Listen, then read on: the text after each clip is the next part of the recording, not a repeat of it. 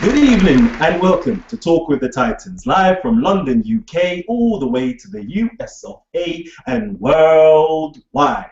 I'm your host, Kalam L, and this is Talk with the Titans. Wow. On tonight's show, we have a judicial review taking place. It is Kemet on trial and we're doing the weigh-in. That means we've got a judicial panel, a three-man judicial panel that's actually going to be reviewing the goings on, what has been going on in the past events leading up to the debate, what has been taking place, just before the debate as well as a analysis of who or which teams have the strong points, which team have the weak points, who has the most amount of wins, who looks the strongest, who's actually going to win this debate. And then we're also going to give the audience a criteria to judge the debate. I know we started a little bit later than usual, so I'm going to ask everybody out there in the audience, please just hit that share button and let everybody know that we are finally live. Okay, so without further ado, let me actually introduce our panel.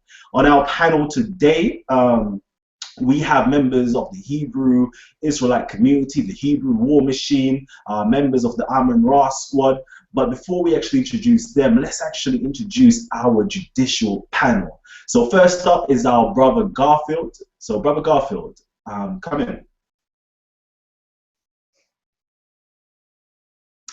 Brother Garfield, all you have to do is unmute your mic and let me know that you're ready.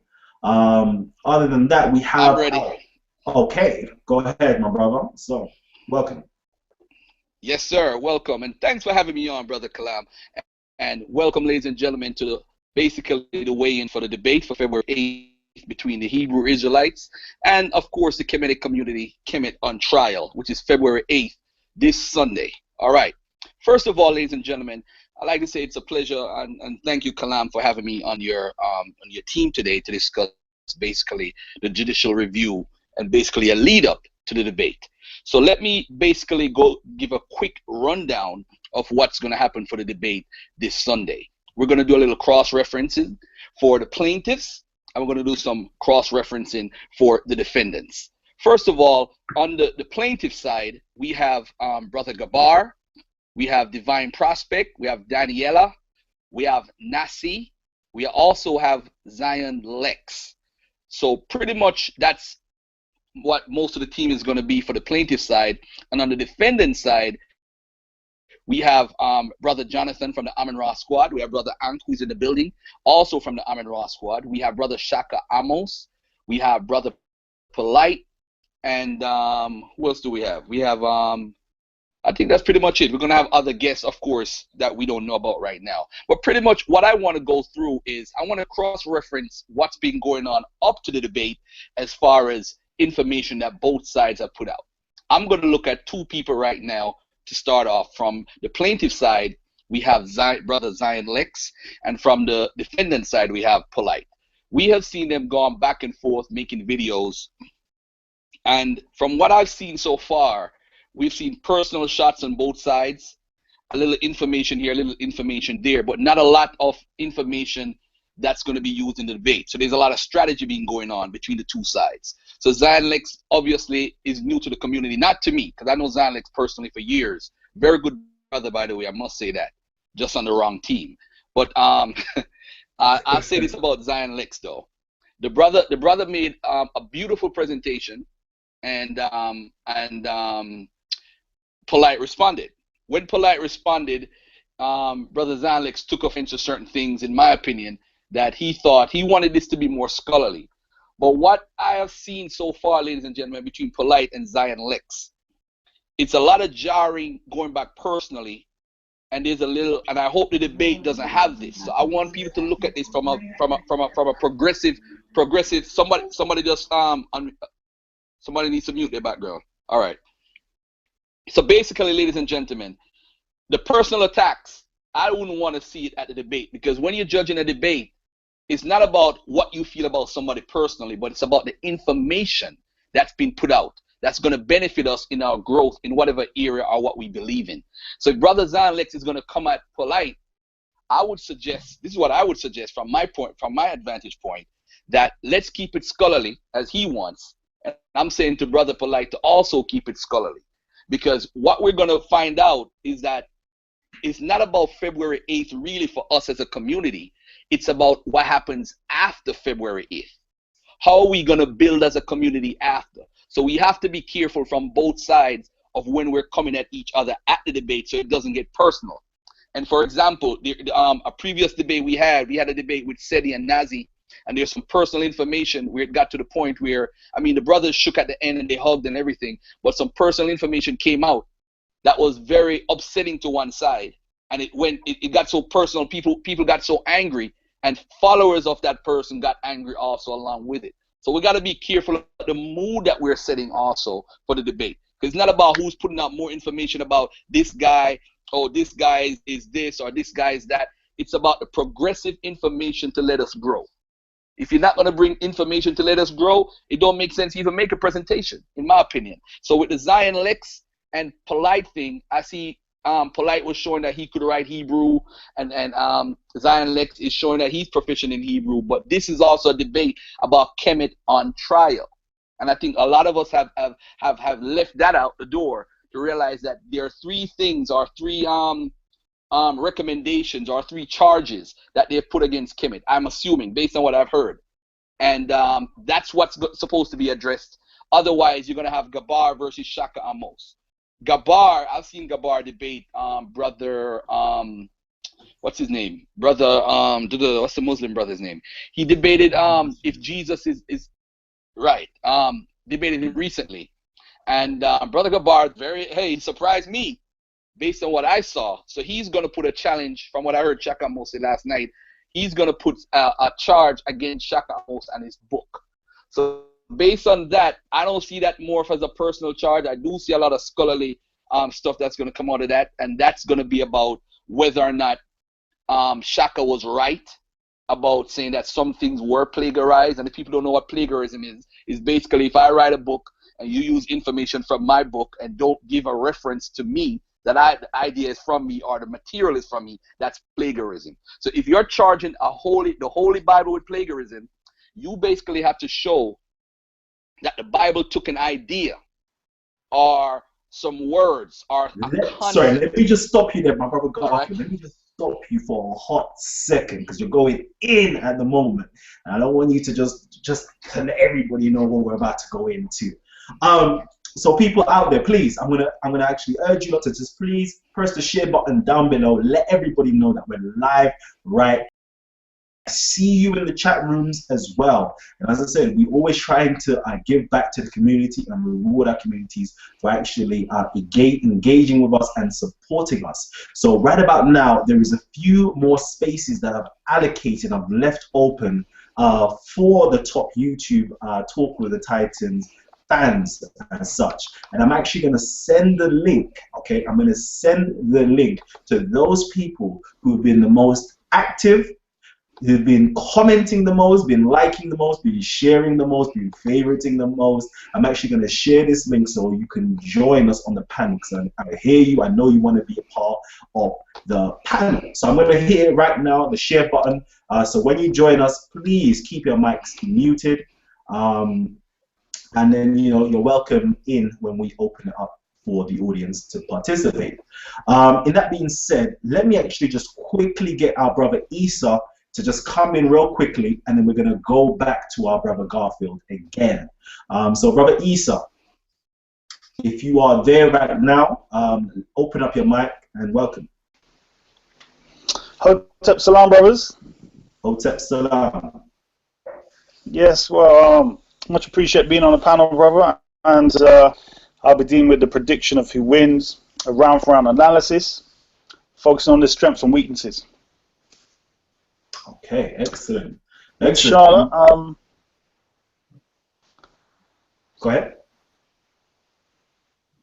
Yeah, I was saying, inshallah, we will hopefully be able to see, in regards to this debate, where it wasn't really seen with the other debates, who will actually be the winner at the end of it. Whereas the others, at the end of it, it's been argued and back and forth, and even now they're still going back and forth on Facebook. you know, hopefully the end of this one, there'll be a clear line down the middle. We'll be able to see, right, these were the ones that won this whole debate. And maybe even if another debate comes out of it, at least we start that process of being clear who's won. That's right. That's right. So already, I've said it before, but I'm going to say it again so everybody knows.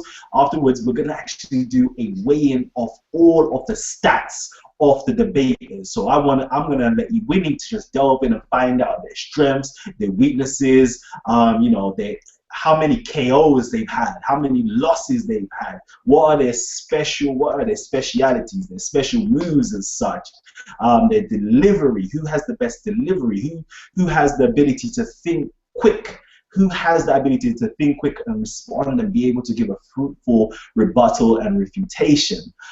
So we're going to go into all of this. Also, I'm going to leave you lot a criterion of how to judge these debates, because a lot of the times we enter these debates, we don't even know for this debate surely what is going to be taking place, but we need to know how do we effectively judge these debates. How can we hold ourselves to a better standard? How can we hold the debaters to the better standard? How can we hold the community as such up to a better standard? So this is what we're going to give you. We're going to give you a university level judging criteria of the debates. So we're going to go into the content. What's the content? You know, did they follow a succinct content? Did they open up correctly? Did they give their premise? Did they give their syllogism?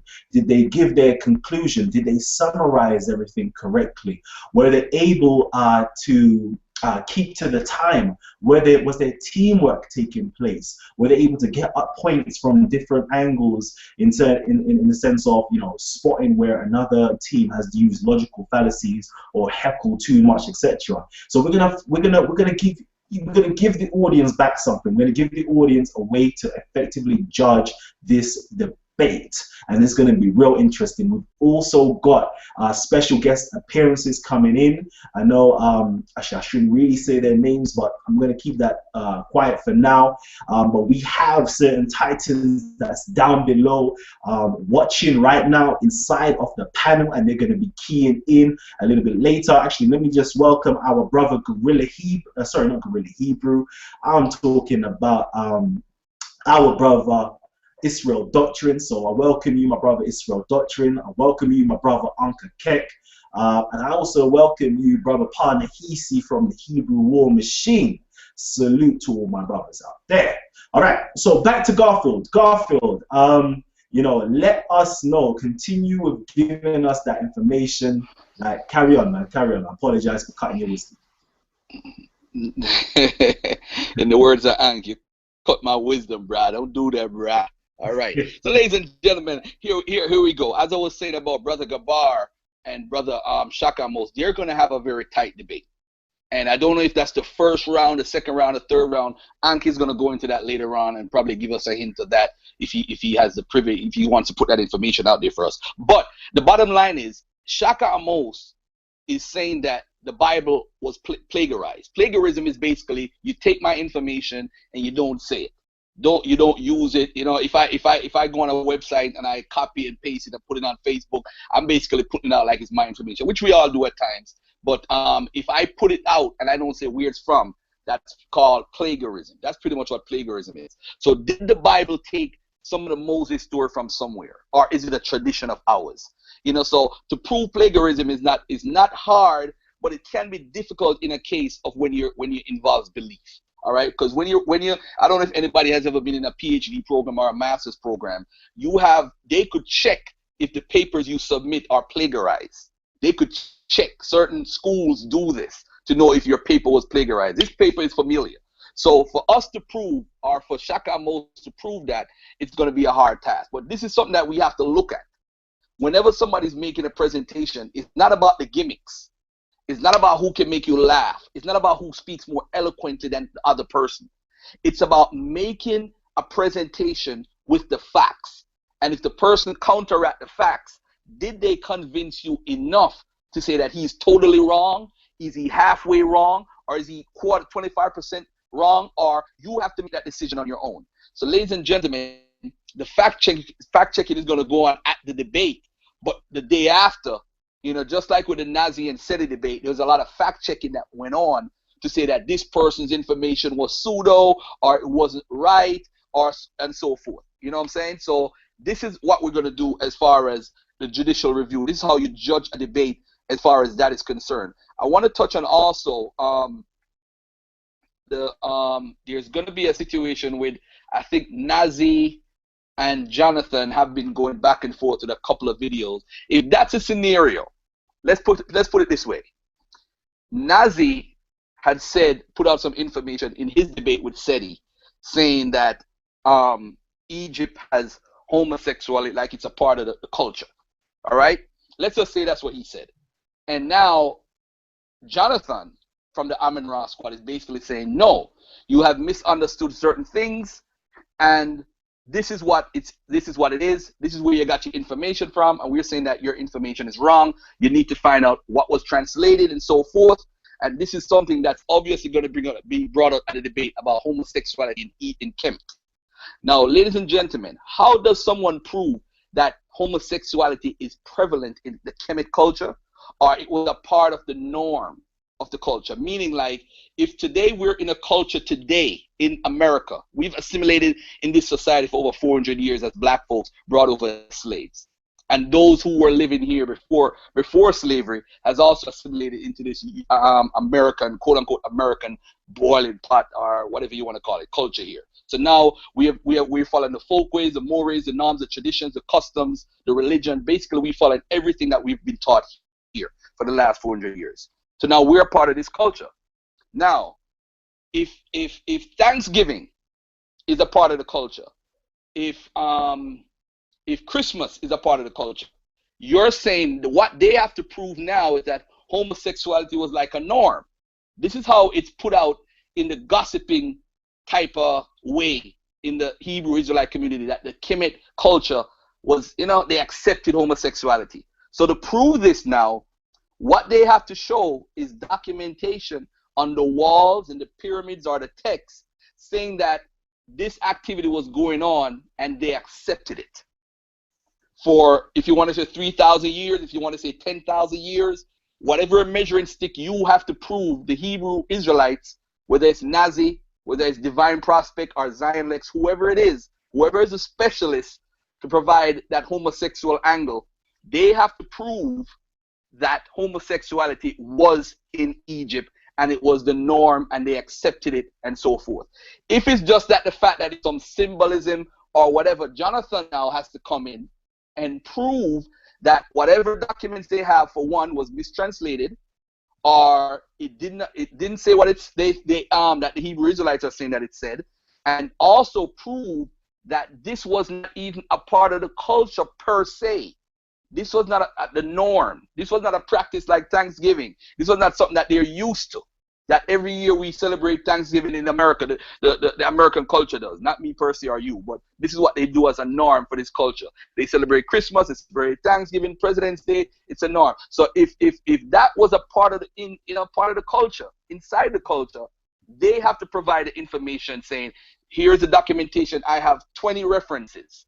Because remember, you're dealing with a 3,000 year to 10,000 year history of a civilized culture. You have to show documentation on the walls, on the pyramid text, whatever text, the coffin text, on the Karnak wall, wherever in Egypt you're going to show this. You have to show and prove to the audience that, hey, homosexuality was prevalent in Egypt and they did not have any laws against it, and it was something that they accepted, and it's a part of their culture. Because what the Hebrew Israelites are saying is, we're going to replace our Hebrew Israelite culture that says that homosexuality is wrong. Why would we replace it with a culture that says that homosexuality is right? That's the impression on the streets of what they're trying to do.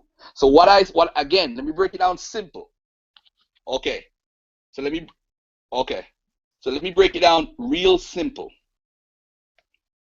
Egypt, whether they're into homosexuality, they have to make a case and show over a protracted period of time. They can't just show one picture and say, look, see, they're into homosexuality. That doesn't cut it. You have a 3,000 to 10,000 year history. You have to show over the years. You have to show from during the time of Menes. You have to show in the time of the beginning of the first dynasty, the fifth dynasty, the eighth dynasty. You have to show it over a protracted period of time that this is what they did in the culture. If it happened under one dynasty or one incident or one little about somebody who is actually fictitious, that doesn't prove it. You have to prove it over a protracted period of time. In the Bible per se, you have incidences with Sodom and Gomorrah. All right, let me hold on for a second here. Go ahead, my brother Kalam. Is your computer frozen, brother?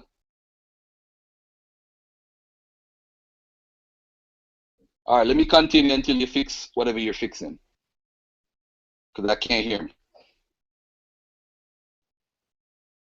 All right, so brother, so basically, if we're in a position right now to understand, and you know what, let me open up a few mics so that people can have a little input also.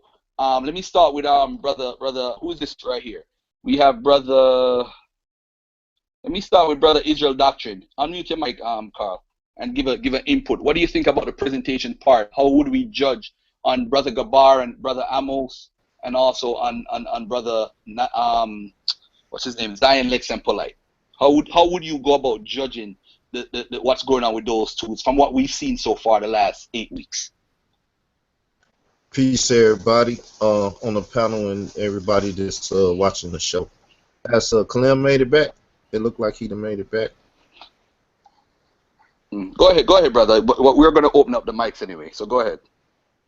Well, my whole thing with the debate is not about people presentation and stuff, because we don't know what they're going to do with their presentations of yet. So I can't prejudge too much on that.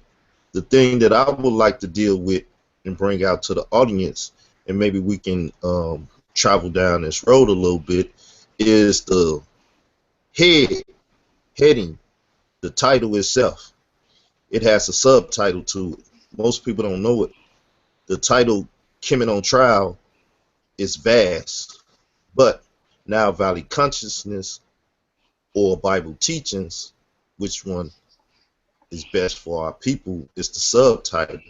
And I think if they really start traveling down that road in the debate, then it's going to be a difficult debate for Kemet.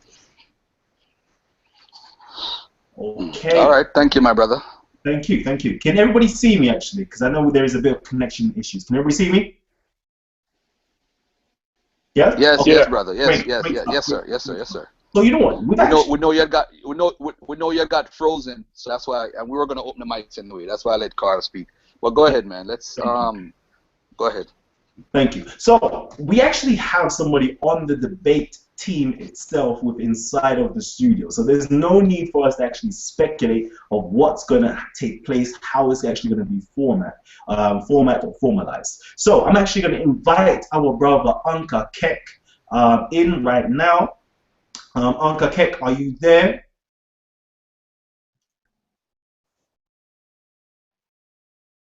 Yeah. All right. Could you let us know the format of the debate? First of all, I'd like to say I'm a raw squad up. Real black atheism is on the rise. The Magi's, the arrows up. What goes up must come down. Y'all already know what it is, man. And so what I'm saying is the format's supposed to be like the opening rounds. No, first of all, it's going to be Shakka against whoever he going against. All right. They're going to do their thing first, I think, at 2 o'clock. They're going to kick that off first. All right, so it's kind of separate. You're going to have 2 separate events. And then secondly, you're going to have, the 2 teams going to go together.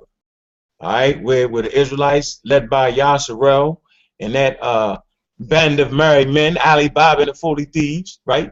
And then, you're going to have our team. You're going to have Polight, New Covenant, which is a separate entity, from the Raw Squad. Let's get that understanding, right? Because I have not looked into his business. I have no idea about what his business is, right?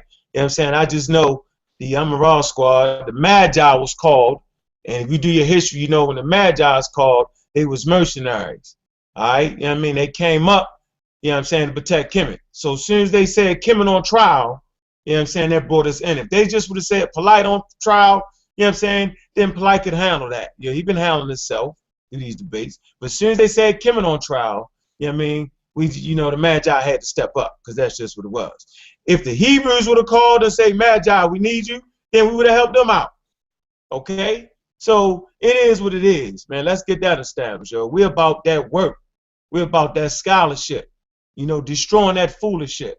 And so I believe the first round going to go to the Hebrews, right? They're going to, set out the case because we supposed to be on trial that first hour. And then, then that second hour, you're going to have Polight and Brother Smash Rockwell's,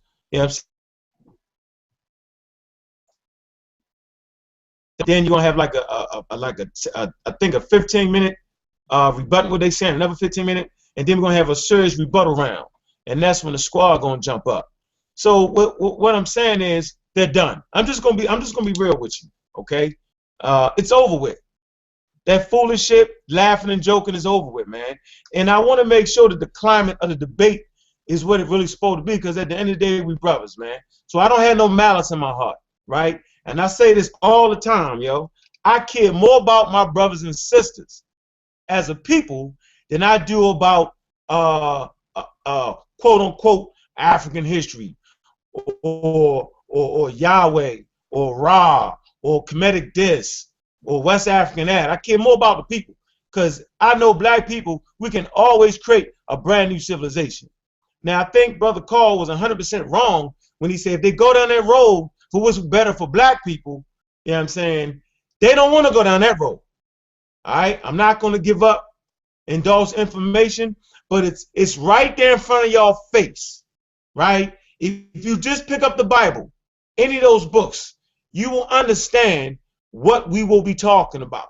It's right there, and it's so plain, right, that a baby can see it. But you know how they say hide shit and clothes and right in front of your face. That's how you hide something. So it's hiding right in front of your face. And when it's brought out, y'all gonna say, damn, they was right. So I mean, it's gonna be a nice, healthy debate. We're not gonna be calling names, talking shit. Matter of fact, we're gonna be quite boring. You know what I'm saying? Because we're gonna be very detailed. We're gonna be all sourced out. All right. And we coming with the scholarship, man. I mean, y'all know the routine. Bring them on the show, beat the brakes off of them, and send them packing. I mean, for a prerequisite, why don't y'all just go look at the Yashuvel Ankhakek debate? We already did that. And he was fully prepared.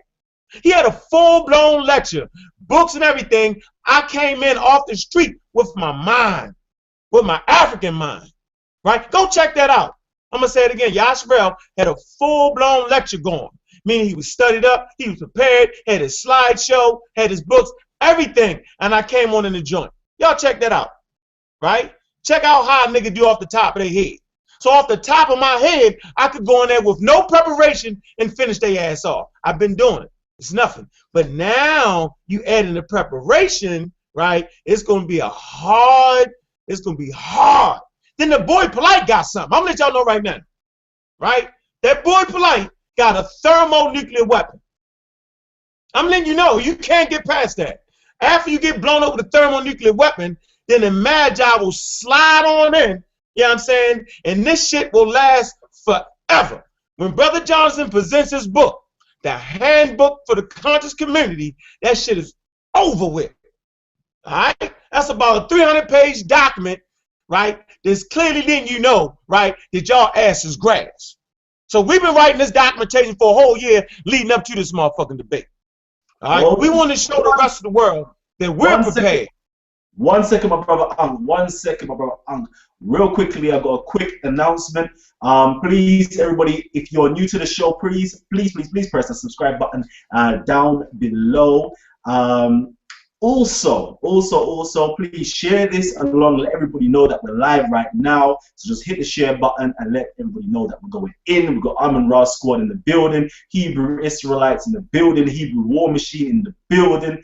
And also, real quickly, I want to remind our guests and our audience as well, this is a family-friendly zone, so please, there's no foul languages, and always keep your mics muted at all times until you have the allotted space to speak. So, Brother Ankh, I'm going to allow you to continue. Keep on going. Hit us up with the fire, but just be mindful. Yeah, I apologize for my language. I can definitely correct that. But I'm saying we're just prepared. We're coming in the footsteps of Theophile Banger, Sheikh Anthony Diop's, John Henry Clark, Dr. Ben, Chancellor Williams, John Jackson. You know what I'm saying? I mean, come on, man. We coming like that, man. It's that next generation. It's our turn. It's our we back in Cairo. We going back to Cairo, right? In 1974, where they had that Cairo symposium. All right? That's what it's doing. That's what's going down. We not playing. As a matter of fact, see, they don't want us to have no internet in there. That's what the Hebrews are crying about right now. No internet, because we don't want y'all to refute our claim. We don't need no goddamn internet, man. But our presentations are up to date. Y'all been seeing the videos, so we need the goddamn internet. What they scared for? So, I mean, you know, they kind of shaking in their boots, right? The debate was really about getting Polight. They really wanted to smash on Polight. And so when he brought the ringers in, because we ringers, right? That's when shit got real. Oh, excuse my language. My fault. Okay, I'm saying when they brought the Magi in, right? Because the Magi can handle this all by himself. All right, but you know how it is, yo. My man, yeah, I mean, if he going, I got to go.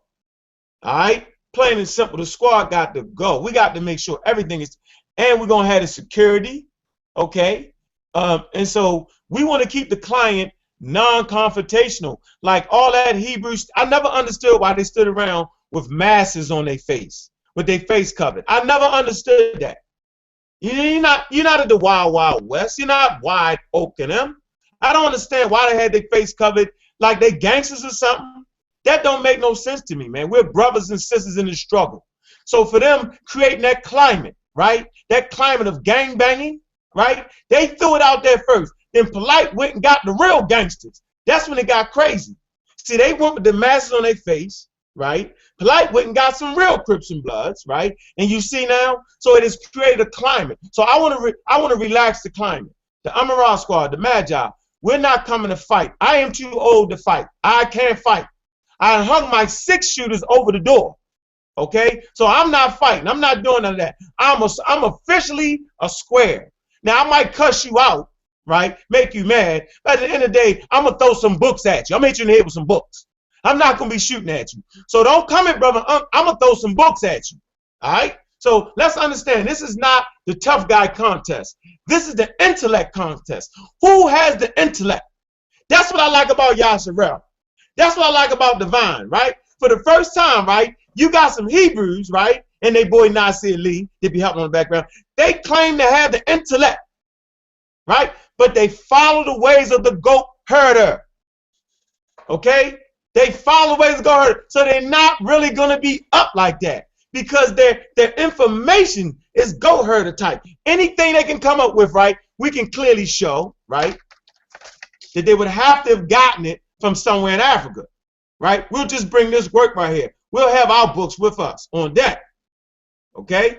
This that checkmate thing. We'll have stuff like this on deck. See, this is on deck.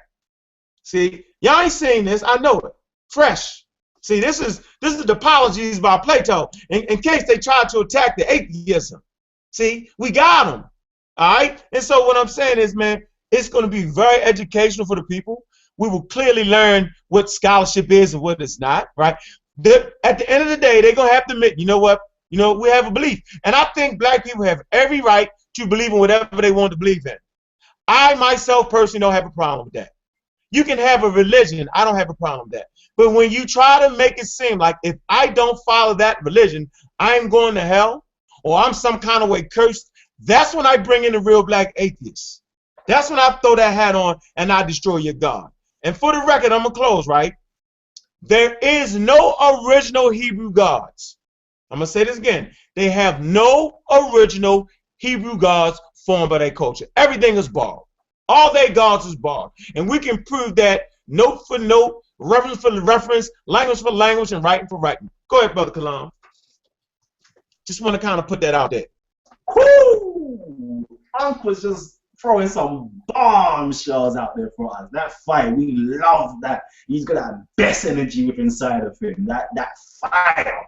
So if I get this correct, if I have this correct, the very first round is going to be dedicated to Gabar and Shakka Ahmose.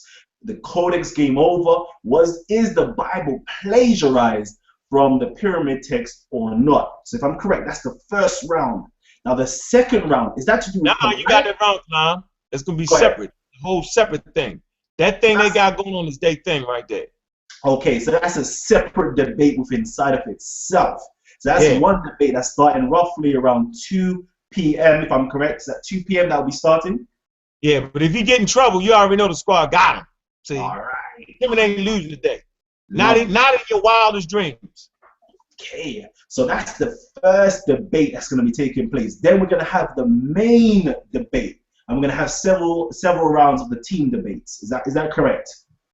Yeah, Jonathan, he's the team leader. He's the general, the Magi. You know what I'm saying? He'll be pulling all the strings. If you need help, he got it. If you don't need no, I'm gonna tell hey, Kalam, I give you my word, yo. I promise you, I give you my word. Right? As a functioning African person, we will not let y'all down. We won't let the Hebrew community down, right? We won't let the Muslim community down. We won't let the Jewish community down. We won't let the white community down, the Chinese community down. No one will be let down. When we leave that piece, they're going to say, God damn, them brothers were sharp. They were sharp. I promise you. Listen, hey, Kalam, I give you my word as a man. When Smash Rockwell enter that building, Rap God, and get on that stage, you have never seen nothing like it. Whew! You're going to say, wow. I promise you, yo. I don't know what they're coming with. I don't care what they're coming with, dog. It don't matter what they got. All right?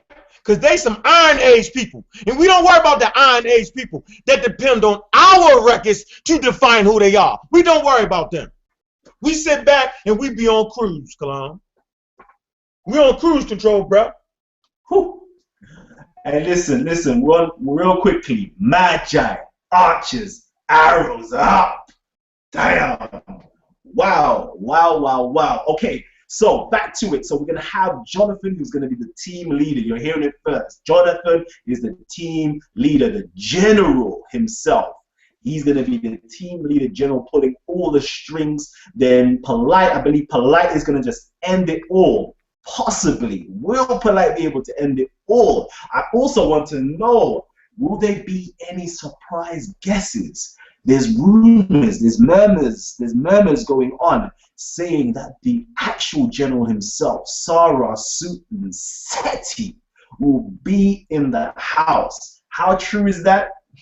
It's yet to be seen. I know each team has that wild card ready to just jump out. But, you know, we have to wait for the debate because I can't tell you here.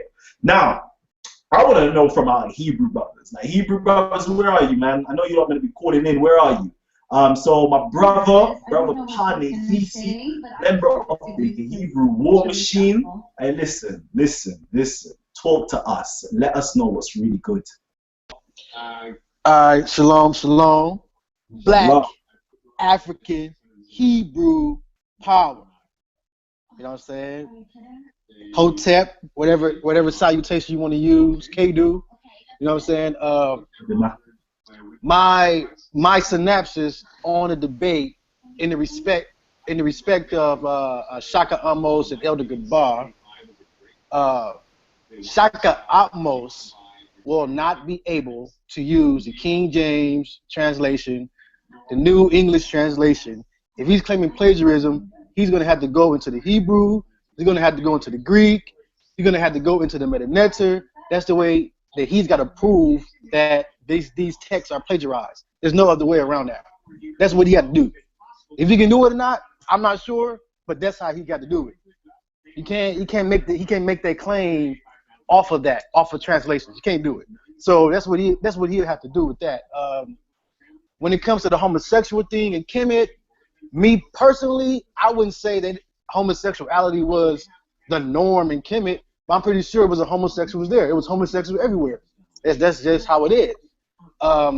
It's just that Afrocentric community has put a candy coat, a utopia, a facade over Kemet to make it seem like everything is all good and everything outside of Kemet is all bad.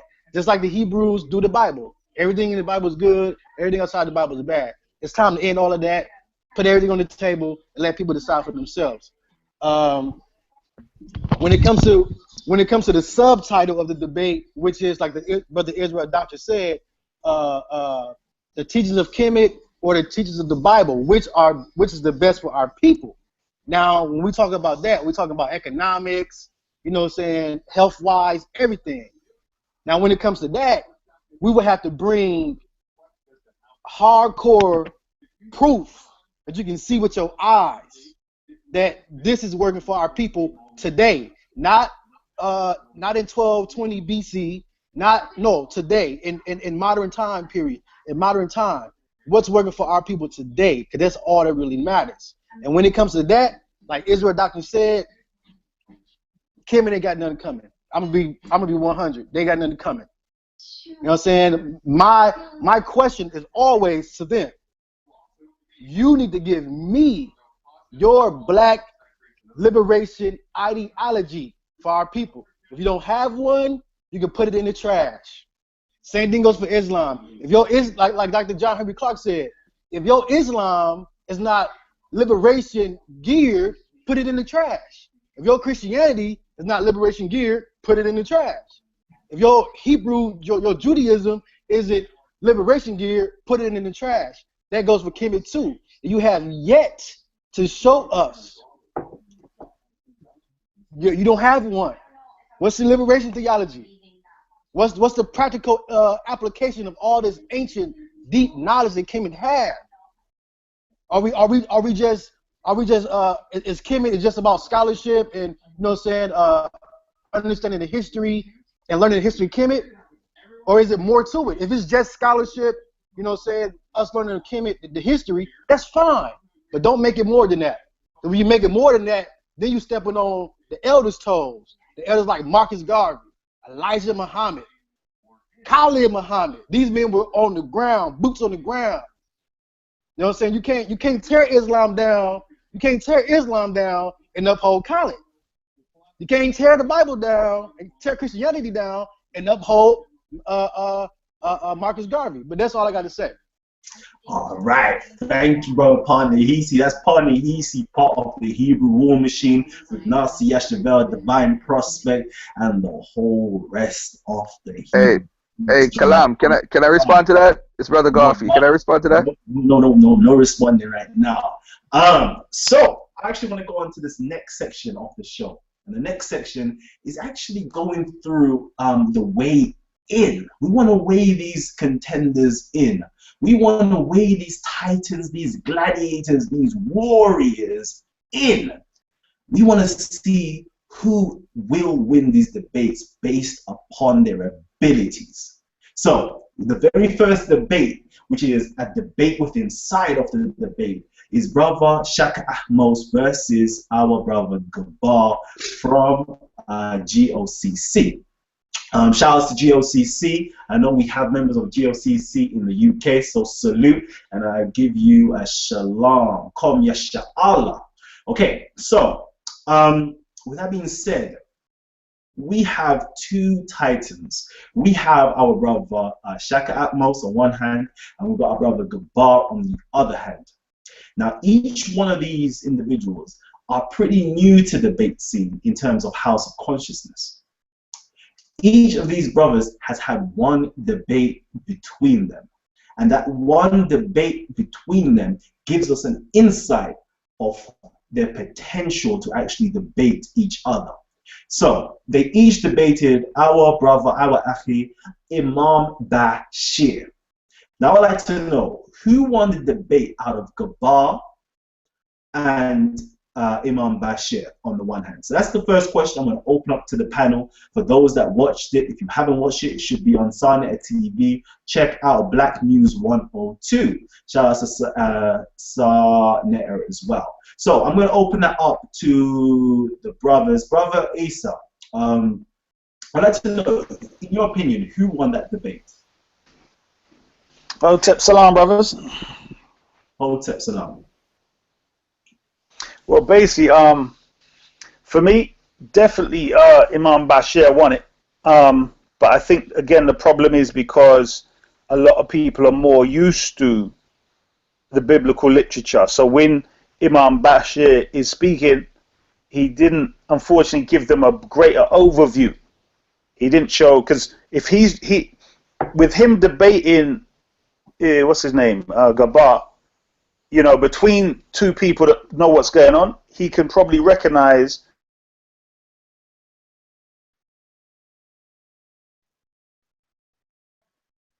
Okay. So, all right. So, has anybody else actually watched the debate between Gabar and Imam Bashir? Let me know if you've watched the debate. I saw the debate. Me personally, I think going hand in hand, I understood what Imam Bashir was coming from when he said, saying Christ didn't die on the cross. Sorry, my connection dropped. Yeah, continue, Brother PaNehesi. No, he made Imam Bashir made a pretty good case.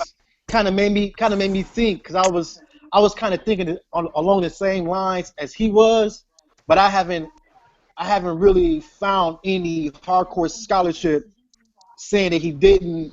Even though it sounded good when Imam Bashir was saying it, I haven't really found no solid scholarship to back it up. But I would have to give it to, I don't know, I think it was a tie. They both did a pretty good job. So did anybody else actually watch the debate as well who's on the panel? Let me know if you've watched it, the debate. Just let me know. Yeah, I watch it. This is Garfield. This is Brother Garfield. Okay, Garfield. Yeah, by the way, the scholarship as far as, you see, Imam Bashir, I've watched a couple of his debates. And what happened is, like what Brother Isa was trying to say before he got cut off, a lot of people, and he's in England and he's saying this, a lot of people are not familiar with a Simon Magus or the Apocrypha of Peter and all these writings. So whenever you're speaking about New Testament scholarship, it's hard to have a regular conversation. So I understand where Brother PaNehesi is coming from. I understand where Isa is coming from. But seeing that I have the information, I can say Brother Bashir won. And he actually went into like a lion's den because Brother Gabar was at his hometown. So the information he was bringing in is foreign to these people. So they're not going to respond to that. If he was speaking from and plus he also brought some scriptures also in the Bible, which a lot of people don't look deeper into. But his scholarship as far as what happened and what the Quran and how it relates to the Gnostics and the history of the traditions, and as far as Simon Magus. A lot of people don't know this, but Simon Magus carried Jesus' cross in Matthew, Mark, and Luke, but not in John. And there's a reason why it wasn't in John, because the writers of the Bible catched on to it. There was too much ambiguity. So instead of saying Simon carried the cross and that he died, because that's how the scriptures were as far as his writing called the announcement, which is a whole other story. But you have to know the New Testament history to know where Bashir is coming from. And trust me, he won that debate. It wasn't even a contest. It wasn't even a contest. But you have to know New Testament history. If you don't know it, then you can't feel it. Well, from first impression, I'm going to give you my first impression. I was quite astonished by the brother Gabar, because usually brother Gabar is quite a reserved brother. You see him there, you just think, okay, he's more reserved. I don't see the fire in him. But when he opened up the debate with his congregation, oh my gosh, it took me aback for a while. I had chills going down my spine watching the screen, the way he stood up, the whole congregation stood up, he put up his arms, calling Yashuvel. Everybody was just there reciting their prayers in Hebrew itself. You know what, that set the tone for me in the debate. And I think if Gabar can do that again, I have the audience, the crowd on his side from the get-go. That power that he had, hey, I think he could win. I think he has a good contending chance. With the debate as well, his ability to rebuttal Imam Bashir's information, you know, that was quite an eye-opener into the way he thinks, because he was quite familiar with the different arguments that was proposed. So I think, you know what, Brother Gabar is a sleeping giant. He's someone that you have to look out for. Do not take Brother Gabar lightly. Personally, he is my favorite underdog of the whole competition.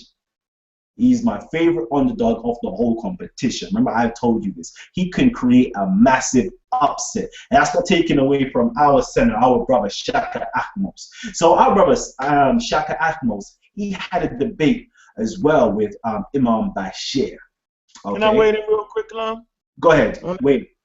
I'm saying both of them lost, right? Because they're in the same building on 3 different floors arguing about who weighs what. That's ridiculous to me.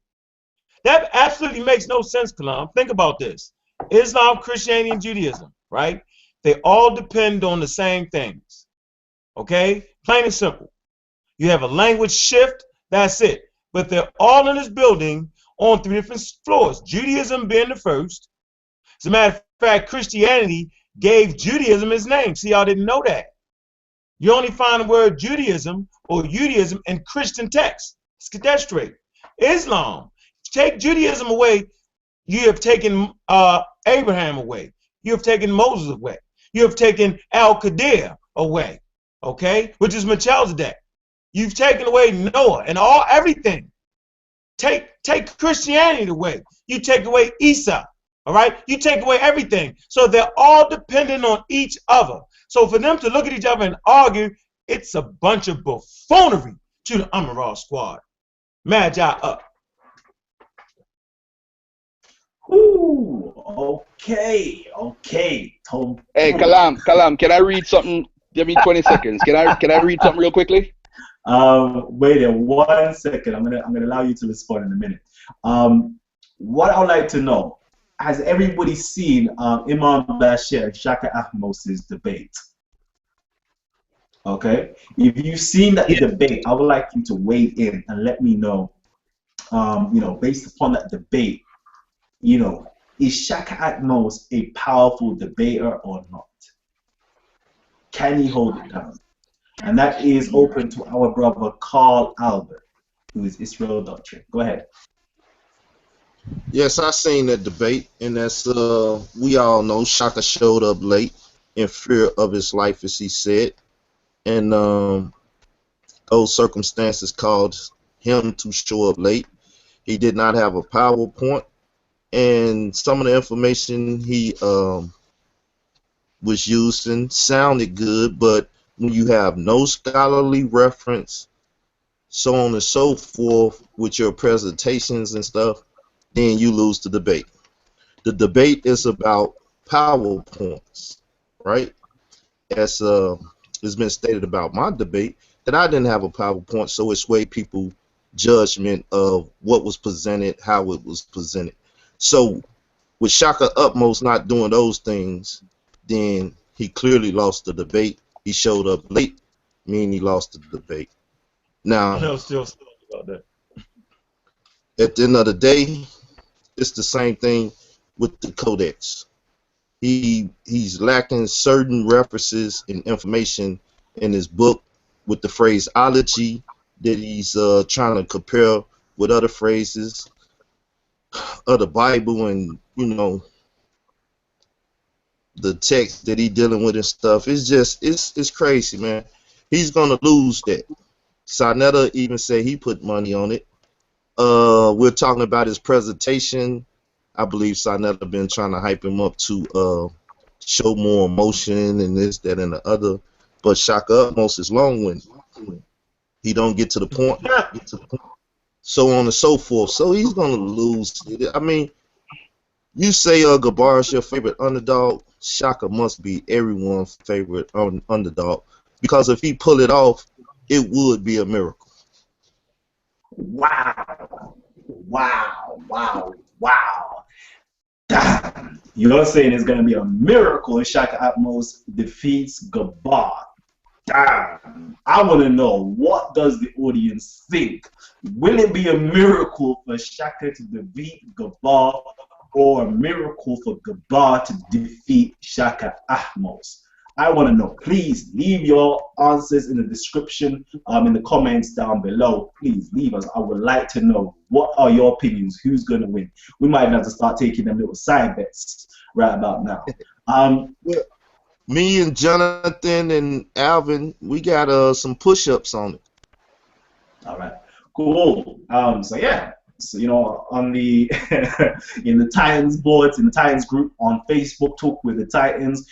You know, the Titans are saying that they've got little side bets going on, whether it's push-ups, whether it's give me a free copy of your book, a signed copy of your book. You know, so we want to know who will actually win that debate between Gabar and Shakka Ahmose. Leave your comments down below. We've actually got a few people in straight off the YouTube right now. They're in their Titans wear. I see them that they're there. I would like to know. Yeah, that's you, my brother. I see you. I see you. We've had a conversation before. You know, so if you would like to actually be seated on the panel and have your say, you know, engage with us. Let us know what you're about. Leave comments down below in the description, or in the comments down below. Get in contact with me. My email, my business email address is there as well. So just get in contact with me if you would like to be seen. Okay, we have our brother Black Lotus. Black Lotus here. I'm going to welcome you into the conversation. So, brother Black Lotus, when you are ready, you know, I see you with the African mask. I see the brothers out there have been getting it in. They're in that spirit of that Titan spirit, that gladiator spirit. At least 2 brothers from YouTube are wearing their Titans mask. I think I may have to start merchandising and start getting these masks out there. So, brother Black Lotus, please unmute your mic and talk to us.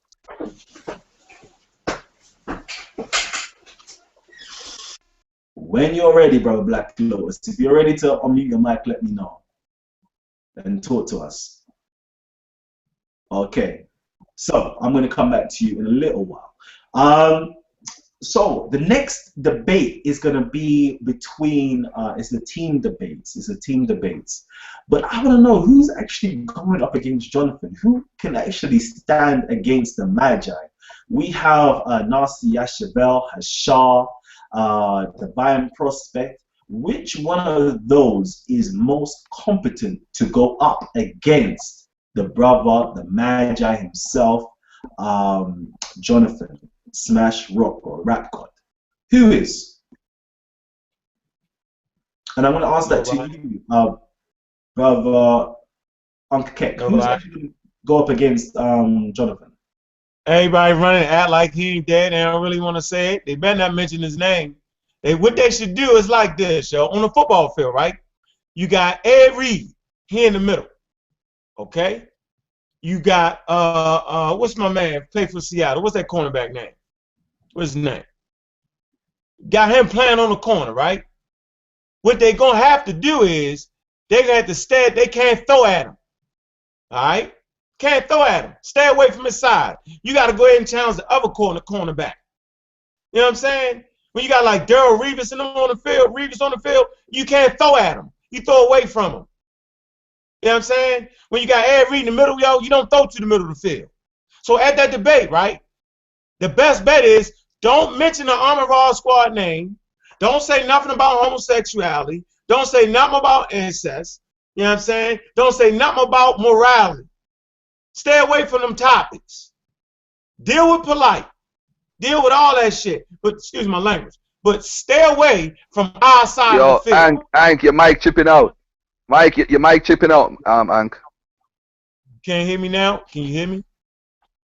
There you go. There you go. You're good. You're good. You're good. You're good. They got to stay away from the center of the field. Stay away from outside of the field. All right? Go ahead and challenge Polight. Fair enough, Polight got that work. He got that homework, right? But if you don't want them things to get picked off and taken to the house, you know what I'm saying? Just don't mention our name. And we'll sit in the corner real quiet like.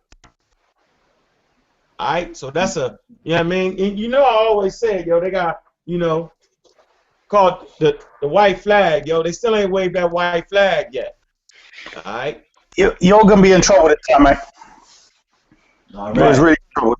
Hold on. 1 second. I want to open up to my Hebrew Israelites out there. Come on, Hebrews. Hebrews, stand up. Hebrews, stand up. So, Alvin, I know you're my Hebrew Israelite out there. These brothers, these Kemetic brothers are coming with some strong fighting talk. You know, some strong fighting talk. What have you got to say in response to them?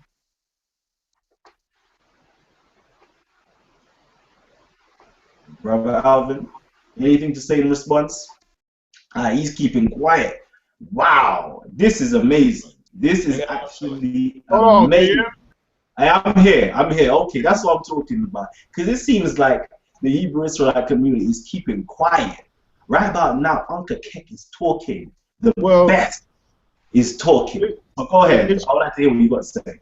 It's quite simple to defeat this plagiarism thing because you just ask a couple of simple questions. Name a couple of, you have to name me more than just one or two similarities. Name me or show me or demonstrate 70% of the Torah are plagiarism of Egyptian customs. Pause. Before you go into that, Before you go into that, it seems like everybody wants to attack Shakka Ahmose. What about the Magi? What about Amon-Ra squad? What about Polight? It seems like they're running scared. Nah, they gonna get that work. I'm just addressing in Hold general. on, 1 second. Everybody mute your mics. Remember the rules. Mute your mics. It seems as if the Hebrews right now are running scared of the Magi. The Magi has come in. The Amon-Ra squad has come in to aid these debates. And nobody don't want to mention the Amon-Ra squad's name. Nobody don't want to mention the Magi's name. What's this about? What's this about? So please, I want you to tell me about, not about Shakka Ahmose, tell me about the Magi. Tell me about Amon-Ra squad.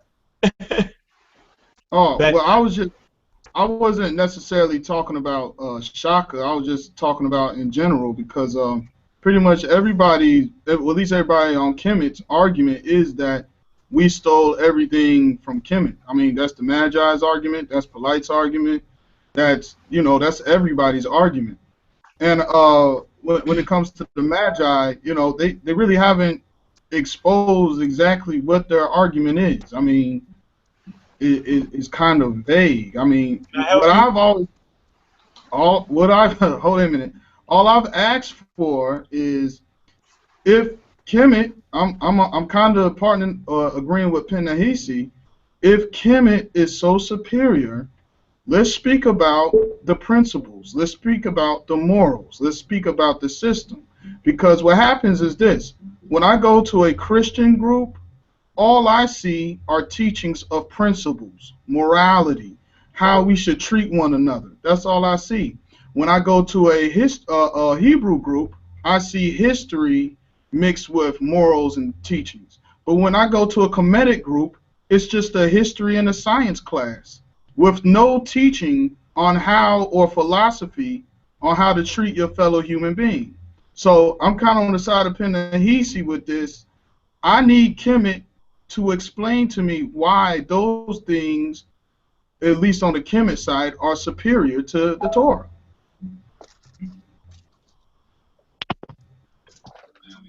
Should I go in on them? Please, go in. Okay, listen. Don't you dare act like, right, that you haven't read the works when Egypt ruled the East. Don't you dare act like you can't go to Babylonia and find Egyptian symbolism. Don't you dare act like you can't go to the quote-unquote AD period amongst the Jews and find Egyptian symbolism. Don't you dare act like you can't go to the Hittite Empire and find Egyptian symbolism. Don't you dare act like King Jahu was bowing down at the feet of the Assyrians with an Egyptian symbol over his head. Don't you dare act like that everybody was influenced by the first superpower of the known world.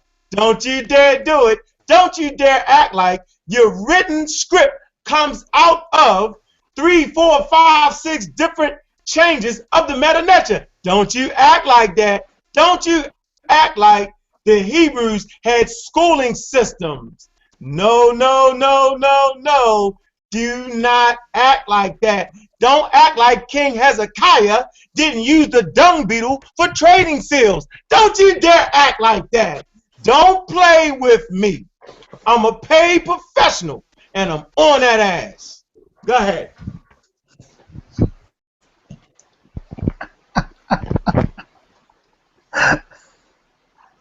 Woo! Fire! So let's go straight to the documentation of morality. Let's go to the documentation of morality. Dear Foul Banger, let's do it. Right? And I'm going to give you 3 goddamn books on morality in my library. I got you one right here. All right? It's $40. You see this? Called Maya. For everybody want to know the morality code in Africa, here you go. All right? Africa, morality, ethics, history, and civilization. All right? Go get that by Ifa Kilimanjaro. Okay? I'll give you another one. While we all playing here like we acting like it ain't really going down, because it's going down. Hold on. Let me find another book before I read that. It's definitely going down. Hold on. Wait a minute, I can't find that book. Well, I got my books everywhere today, boy, because I'm ready for it. Tell you what I'm going to do. I'm going to read this and I'm going to find the other book for you. This is what I want to come to right here. So I want to say, let me read this for you. Let me get this. Let's see. Let's talk about morality real fast. Let's see what the Greeks had to say about the Africans and their morality system. And then, when I give you this reference, find me a Hebrew reference of somebody, right, in the ancient world referencing the morality of the Hebrews. Hey, you need to go over there to the Hebrews, right, because they have the most moral system set up. Show me that reference in BC times. So here we go. It says, it is in myself, in effect, Shots fired. acknowledged. Obvious origin of Greek dialectic architecture. Hold on, let me go up, let me move down. I'm gonna talk about architecture, right? In the pious of Beni Han, right? And the galleys of Karnak, constructed by Egyptians well before the siege of Troy, right? And Ilion, and the ancient city of Asia Minor destroyed by the Greeks around 1240. Anyone examining without prejudice, right, the historic bas relief of Nubian Thebes, will be convinced that the Greek art, right, took its first model from Egyptian scripture. It's a simplicity is the essence of Egyptian art. It is an art aspiring to perfection, as the Prince of Babylon acknowledged. So we got the Prince of Babylon acknowledging before the Egyptian Wunamu, right, in his own country, Phoenicia. Another meaning, right, of its virtues. It's a we pointed out, right, in our discussion, right, of excerpts from the Maximus of Condomini, a text dating back to the Old Kingdom, 2780, 2260 BCE, that the list and tables of moral virtues and qualities of excellence drawn up by the ancient Greek thinkers, right? Socrates, Plato, Aristotle, and others, in which 4 virtues, prejudice, justice, courage, and self-mastery, were given cardinal statues, were actually based on more ancient lists from pharaonic Egypt. Can I have that reference? I gave you Phoenician princesses. I gave you Greek philosophers. Can I have a reference from ancient times of anybody mentioning the Hebrew morality code outside the Bible? I will sit back and I'll call that checkmate. There you go. You got 4 days to come up with that. There you go. Next. Gunshot to blood clot. Can I speak Next. to Liam? Hey, Kalam, That didn't quite Kalam, respond to what he said, though, was it? Kalam. Kalam, they're going to speak all around it, Kalam. Once they speak all around it, Kalam, I'm going to shut up. They're going to speak Hold on, all around Garfield. it. Hold on. Let me talk here, Garfield. All right. Brother Ank, Yes. Alvin directly presented what he finds in this day and in this time for our people. So, in relation to what he's saying with you all today, what is it he can find with you today as something that's moral? He's saying when he goes to the Kemetic side or the Amun-Ra squad, etc., he's got a lot of history. When he goes to the Christians, they've got morals. He said when he goes to the Hebrews, they've got history and morals, moral code, way of life, etc. So he's talking about today, because the history, that's another subject. If you find Hebrews mentioned as moral people in history, another subject. He's talking about today. That's not what I said. That's not what I said. Hola, Ank. You didn't hear what I said. But Ank, that's what when you Alvin talk- put to you. No. Let Ank respond. This is the problem. Hold on, God. You guys cannot judge every Kemet person off a Facebook group. You can't do that. Not every Christian group I join, they debate. I don't see nothing about no morals. I could completely talk the opposite. Every Hebrew group I go to, they talk about gay shit about Kemet. They talk about, yes, they speak about the Most High and so forth, but they on this gay shit like a bunch of batiologists. So I could say the same thing. What he's saying? Hold on, Kalam. What he's saying? I would like to remind our guests, please, no foul language. This is a family-friendly show, so mind the language. We have children as young as 13 years old, 13 to 17 years old. Takes up to about 15% of our audience watching in. So please mind your language. And that goes out to the people in the comments box down below. Please be mindful of the children that are actually reading these comments down below as well. Okay? And if you haven't already, please press the subscribe button.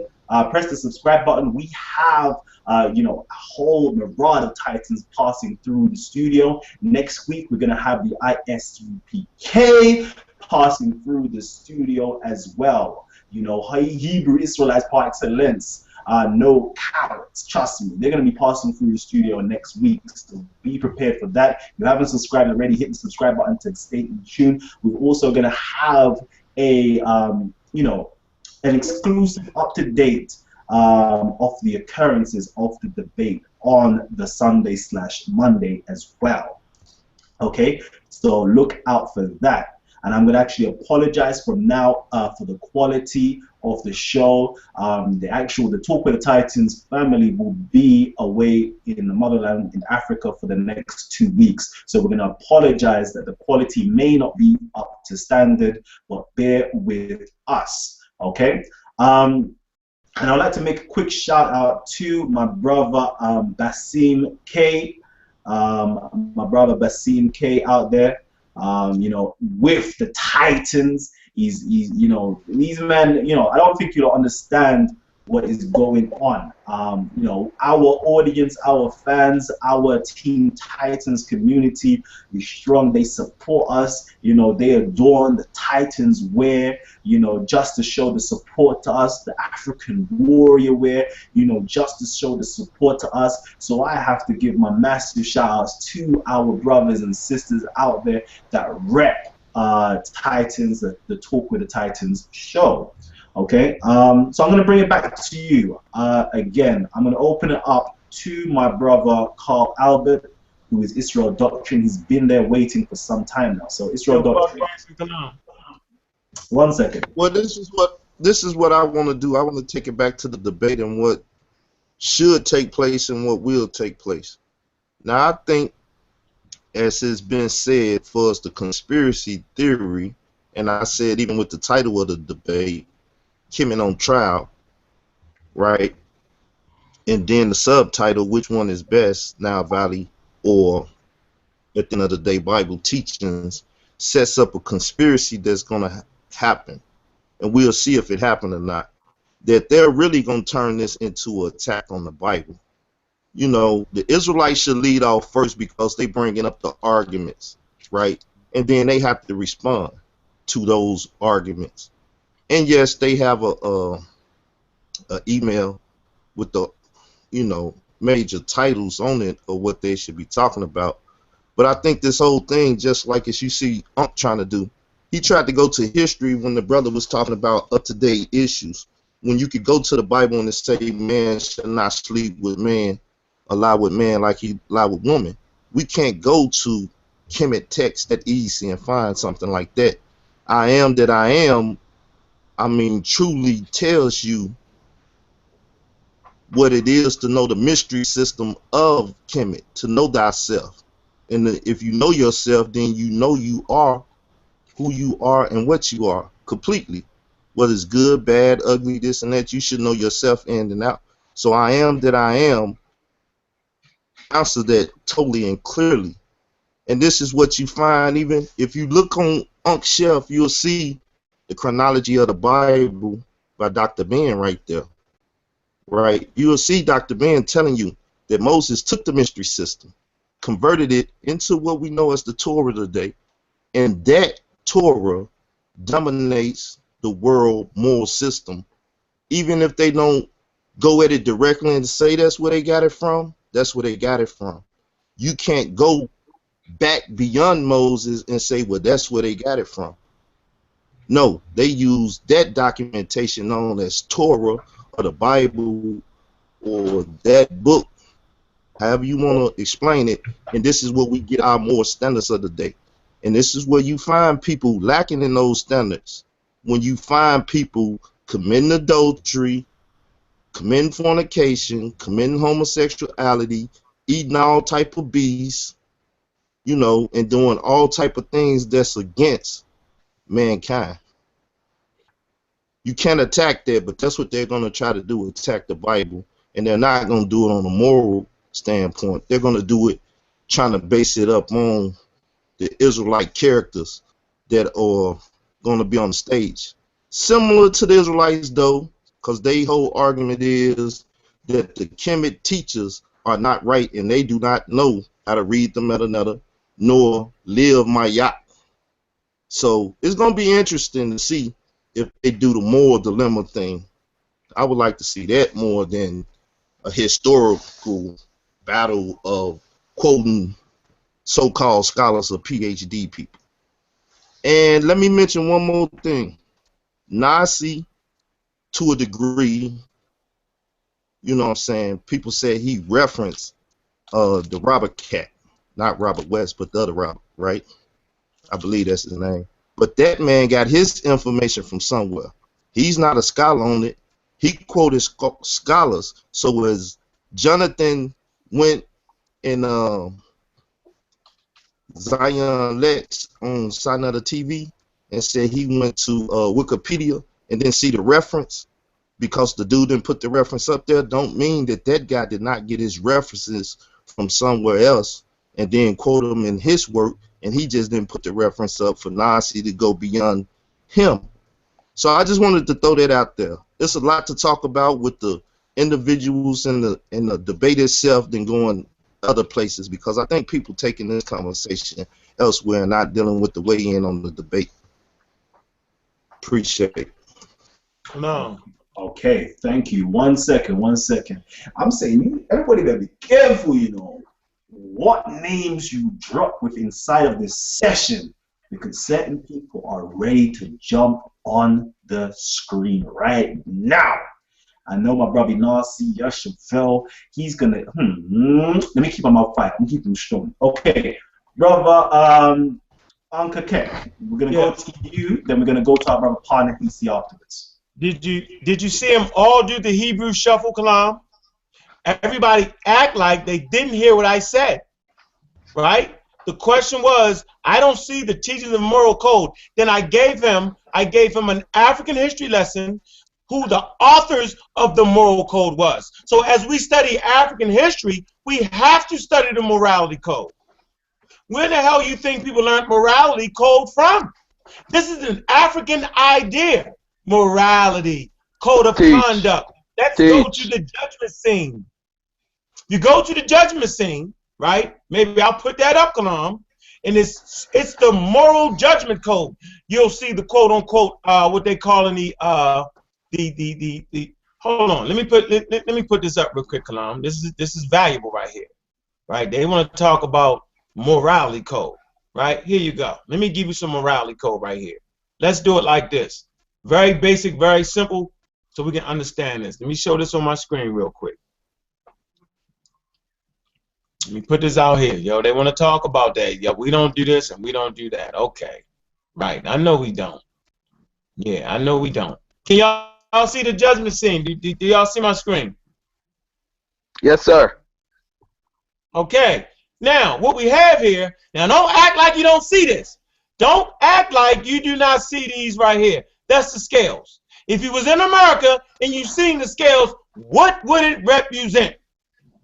It would represent the court system. And what the court system is responsible for, the court system is responsible for, right, dictating laws of morality, code of conduct. So here we see the first understanding, essentially, of the measuring, the balancement of moral conduct. Right here we have the bailiff, right? They call it the Houthi. He's the scribe. He's writing down the events. Okay? We have the bailiff here ready to take you away if you're found in fault. We have the judges. We would call this the Supreme Court. We have the head justice right here. All right? This is your first understanding, right? You see the sister there. She wears a feather, the ostrich feather. What is the ostrich feather? The ostrich feather says it's strong and sturdy, but it's flexible. Okay? So right here, we're seeing morality at its best when you're getting judged for your deeds based off of the court system. Okay? And so I'm just telling you this. And so as we study African history, right, we actually have to understand the morality code, because that is one of the first things they taught in African school systems was morality. Read the book by Stolen Legacy, right? Clear documentation of the morality code. And so at the Raw Squad, right, we reference these words. Okay? We reference these words. So then you have this. You have the moral idea. Come on, man. Stop cutting me up. See, look at you. Stop cutting me off. Here you go. Right here. Y'all ain't seen this. Go get your 50 bucks. Mayat, the moral idea in ancient Egypt. It's all documented. You can't get around it. Now, once again, as the Hebrew shuffle, I am telling you that the Nile Valley, ancient civilization, Great Lake regions, the main thing, the center of their teaching was the morality. Awesome. So, because ancient cultures said that they had the best morality system. And so, of course, that would be the best system to teach. So I'm asking you one more time, without the Hebrew shuffle, can you give me an ancient culture that referenced the Hebrews as being moral? He was talking about, nowadays, once again, you're going. This is what we teach, brother. We teach this. 1 second. I'm going to remind our panelists that your mics should be muted at all times. This is the #1 rule of the show. The next person that unmutes their mic when they have not been welcomed to speak will be ejected from this conversation. There's plenty of people trying to get in at the moment. Okay, so right about now, we have, I told you, don't mention his name. Don't mention his name, yo. Speak of him and he shall appear. We have the brother Nasi Yashuvel in the building. Shalom, Ak. Shalom, shalom, King. How you? I can't complain. I am well. I'm happy to see you. Hey, as you can see, our brother Nasi Yashuvel has got that Punisher shirt on. He's about to bring the pace. Hey, come in, introduce yourself. Let everybody know, how you prepared for this upcoming event. Well, basically, man, I've just been studying and bringing out different aspects. We're bringing something that I guess the Armor Rod Squad would respect, and all the brothers, our peers that are at the table, that they would have to respect and love, and that's the truth. We're bringing some fire. I think what we're going to do is we're going to change the face of the debating format and do something big for our people. So I think people have something in store, man. I mean, they're going to have something powerful, man. We got a lineup that's out of this world, man. I just want people to watch. Shout out to PaNehesi. What's good, brother? PaNehesi, I'm going to welcome you in. PaNehesi, the mic is open for you to speak. Shalom, shalom, Nasi Yashuvel. You know what I'm saying? What's good, King? He be war machine in the building, man. I'm still waiting to reiterate my original statement, which caused all the hoopla, because he ain't answering it. He going onto a tangent, but I'm gonna bring it back home. I'm gonna keep it grounded. But hey, Kalam, give me the green light. Let me know when you're ready. Okay. Before that time, I would also like to introduce. We've got some Titans popping in the studio right about now. We have a member of the Grand Lodge of Amun-Ra, and also a member of Team Osiris in the building. So let me welcome my brother right now. Brother, the Albert is open for you right now. So just unmute your mic and just welcome yourself. So your mic is muted, just press unmute. Peace, what's good? I'm in Raw Squad up, Team Osiris up. Grand Lodge, what's up? It's all good. Good, all is well, my brother. Great. Peace, gang.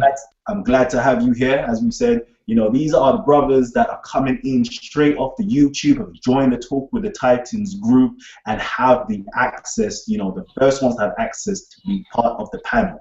So back to my brother PaNehesi right now. He wanted to reiterate a question that he asked, or a statement that he made. So the floor is open for you right now, my brother PaNehesi. Okay, I'm gonna go back into it. Somebody mic's unmuted.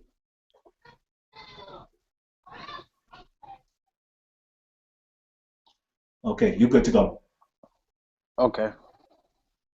Now, when I say I'm questioning Kemet from the perspective of where is your black liberation ideology? Where's your black liberation ideology? The men before us, I said before, Elijah Muhammad, Malcolm X, Marcus Garvey, the greats, they put in real work, not just scholarship. Scholarship isn't the problem. We got Dr. Ben, we got all them for that, right? Today,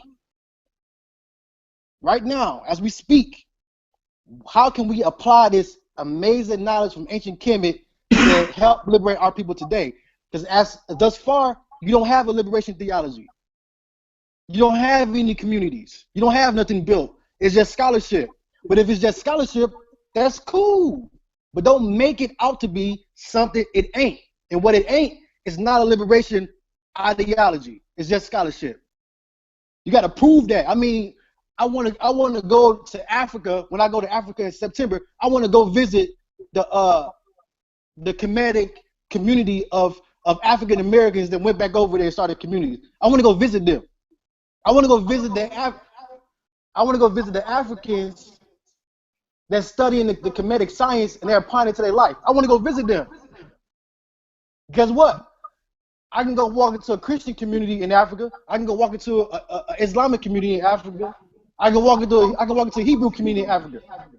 Y'all want to replace those things. What do you have to give to our people? What's your liberation theology? Talking about dead pharaohs ain't gonna do it. You know what I'm saying? That's all cool and stuff, but that's not gonna do it. Today time, not BCE, not none of that. You talk about my eye, the feather, the scale. The United States justice system is boo-boo. It treats us bogus. So for you to compare my eye and the scales and all that to the United States justice system, that shows you right there, man. That's the wrong way to go. That's the wrong way to do it. Thank you, PaNehesi. I'm going to open that up to the Kemetic community to respond. All right. I know Ankh has gone in already on that, so I'm going to open that up to most probably Garfield or our brother Albert. So whichever one of you two want to respond, let me know. I'm going to open it up actually to brother Albert because he's part of Team Osiris with Ngozi and our brother Kufu as well, who's here as part of the panel. So I'm going to open it up to you and give us your response to that. Well, I think what he's doing, he's not being rational. He's kind of using tunnel vision, and I really have to support what the brother Ankhakek has been saying. African ideology and ethics apply to today and always have.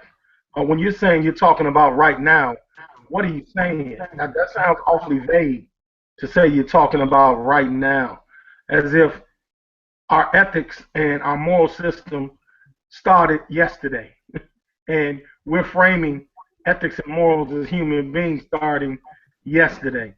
If you're going to reference history, then you got to respect the fact that the African socialist movement goes back a lot farther than what you're willing to own up to.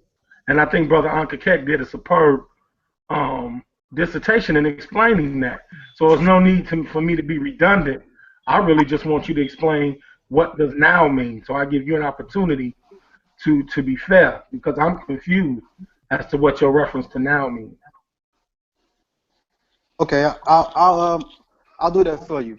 For instance, I converse with the brothers in Africa on a day-to-day basis. I got brothers in Ghana. I got brothers in Nigeria. They're Hebrews. They never been to America before. They never got taken into captivity on slave ships, but they're Hebrews. In Africa, they have communities. We talk about internal affairs, about what's going on with the people. If I leave right now to go to Africa today, I don't have to bring nothing but my person. And I can walk into a Hebrew Israelite community in Africa that's practical, that's using the Torah, the laws to govern the people. Where is that? Show me that in America. Can you show me that in America? Can you show me that in Africa, where people are using this ancient Kemetic science to run and to keep their community and their society going? What's the practical applications? As far as I know it, I don't know of any African Americans that teach the Kemetic science ever going back to Africa and starting anything or having anything, any kind of community anywhere. So if it's just scholarship and we're just talking about ancient history for Kemet, that's cool, that's fine. But for anybody to make it more than that, it's kind of misleading. Once you step to the Bible, you got to step to Garvey. You got to step to everybody to stand on it. You can't uphold Garvey and they say the Bible is garbage. But Marcus Garvey said on the principles of the Declaration of the Negro Rights in the Bible, this is how we liberate our people. That's what he said. That's the blueprint. And to date, can't nobody touch him. When he said that, he meant that. He didn't just talk about scholarship and all the pyramids and the Nile River. No, he put that work in. He had 9 million something black people ready to move off the Bible. You know what I'm saying? That's in the 1920s, the 1920s. So I want to see that movement. I want to see y'all make the black people move with the Kemetic teachings. Can y'all do that? Because thus far y'all haven't showed it. It's just scholarship. You know what I'm saying? We can talk about scholarship all day, but when it's time to ride, who y'all gonna call on? Y'all ain't got nobody. I'm sorry, Kalam. We got to depend on everybody. I'm sorry, Kalam. This is Garfield. Listen, show me. No. Listen. Show me. What's y'all black liberation ideology? I don't want to talk about it. I want to see it. Y'all talking to a people that's been putting in work for 100+ years for our people, building communities. I want to see y'all communities. I want to see y'all plans. What are y'all doing? Because thus far it's just scholarship, and that's cool. But don't make it what it ain't. That's what I'm trying to tell y'all. You can go back to BC and the walls of Kemet. I'm talking about today. Where that work at? Where y'all at? Okay. Hold Hey, on, hey, hold on. Hey, our I'm brother sorry, Kalam. PaNehesi is giving them that work, giving them that hard-body work. And listen, where's your community at? Where is your substance at? Where is your materialization at? Our Hebrew Israelite community have been going in strong in America for 100+ years. Set up community in Israel, set up community in their homelands, have learned the Hebrew language. They are putting into practice what they have learned. They're not just preaching, they're not just talking, they're not just giving lip service, they're producing.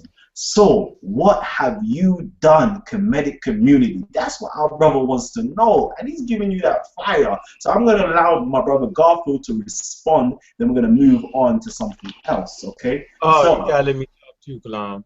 And then Yeah. I'm gonna we're let you speak. I'm gonna let you speak. And but let me say this. This is the hypocrisy, and I'm gonna show you this, Kalam. And you have to use common sense. Ask brother PaNehesi if you, Kalam, can go to any of these communities that these so-called Israelites built, and I guarantee you he's gonna tell you no, because you're not an Israelite.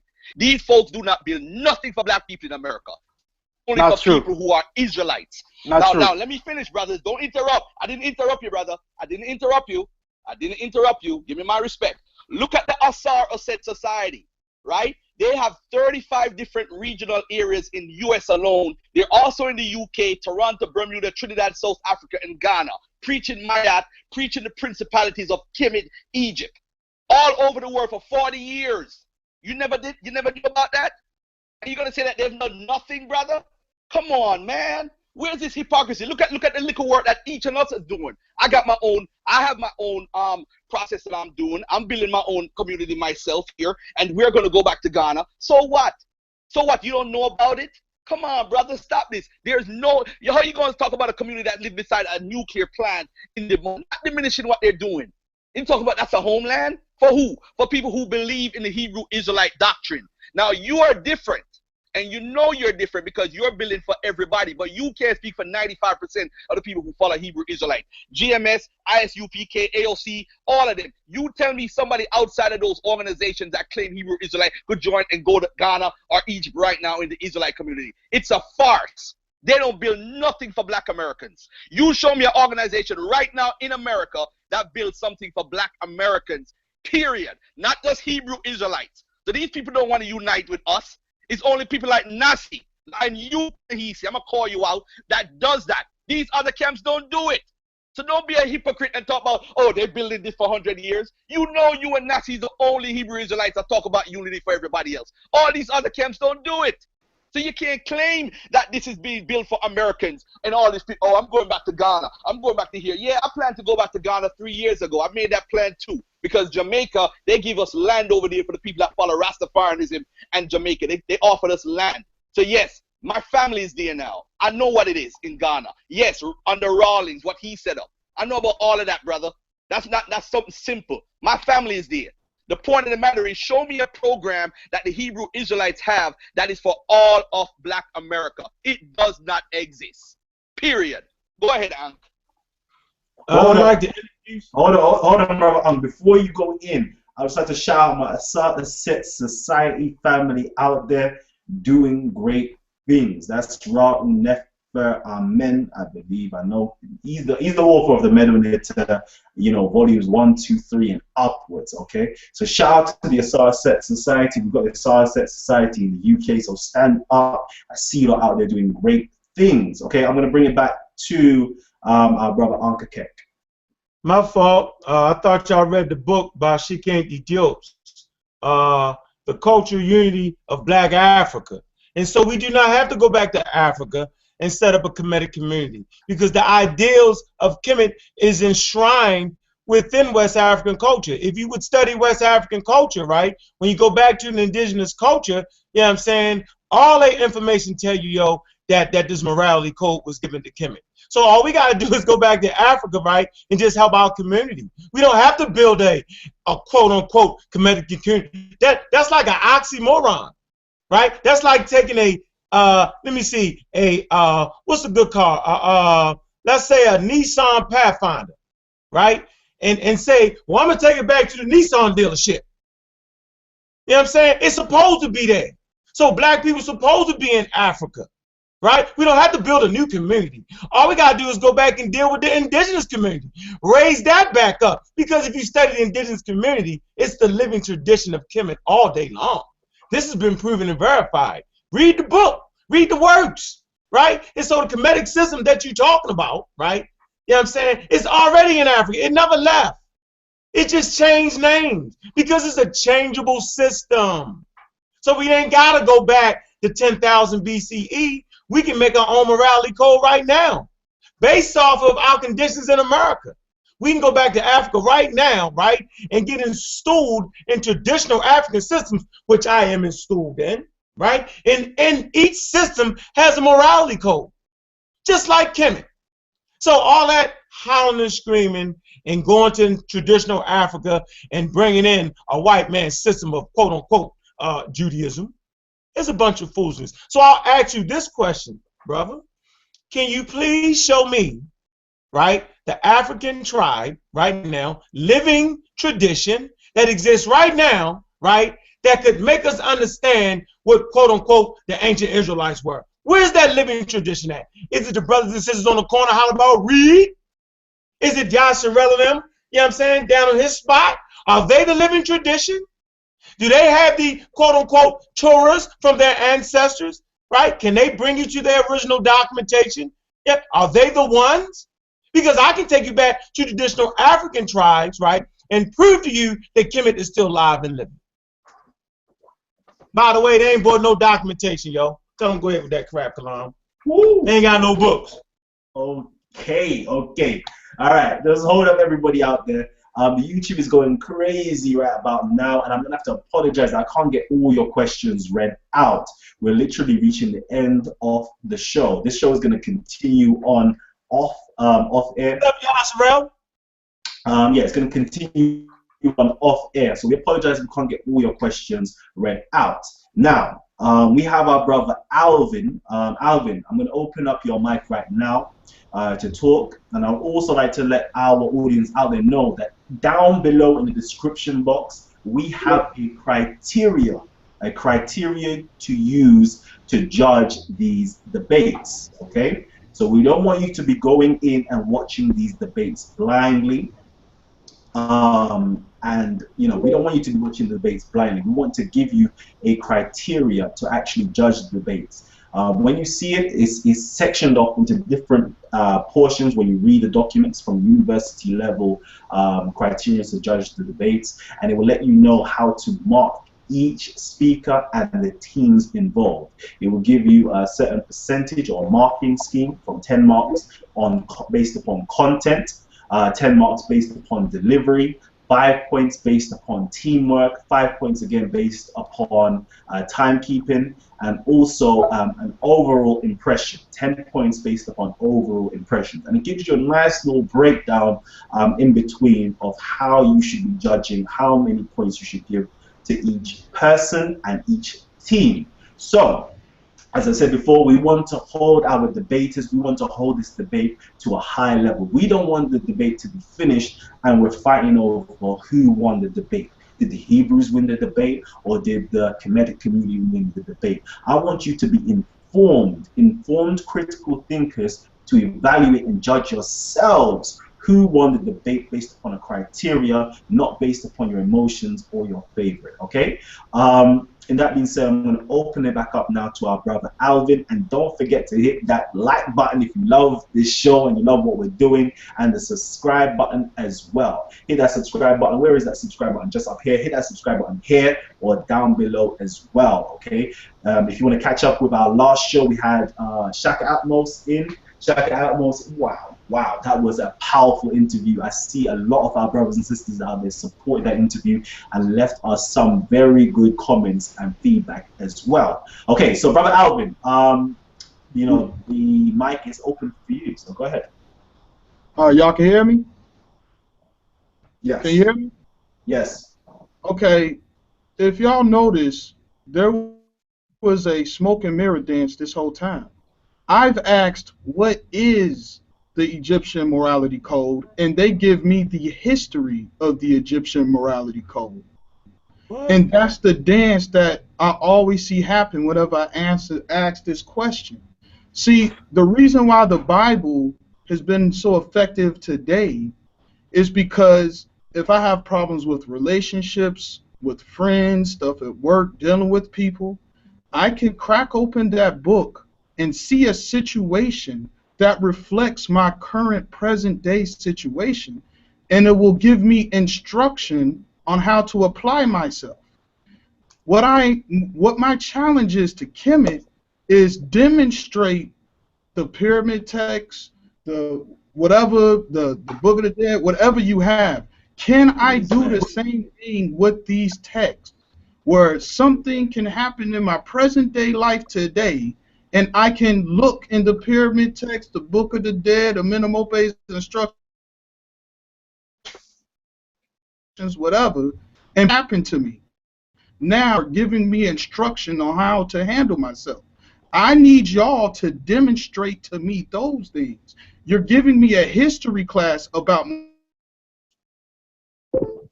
I want to know what it is. I'm done. Okay, thank Hey, you. hey, Kalam. Yes. Kalam. Is it Yes. just me? Did I just not show this book right here? Did I just not say if you study traditional African systems that's live and living today in Africa, you will understand the morality code of Egypt? Did I just not say that? Study traditional African systems, pre-Islam, pre-Christianity, pre-Judaism, and you will understand the moral code. Emma, is it just me? Because I could have sworn I said read the book Cultural Unity of Black Africa by Shakka Diop. I could have sworn I said if you study Ifa, right? The far any traditional African system. Hell, you can study North American traditional systems and still get that flavor. What is wrong with me? Is it just me, Kalam? Have I lost my mind? You know what? I've lost my mind. I'm no longer talking to him. I'm gonna check him off as he's just a funny guy. He's funny guy. Okay. You're a funny guy, yo. Thank you. Thank you.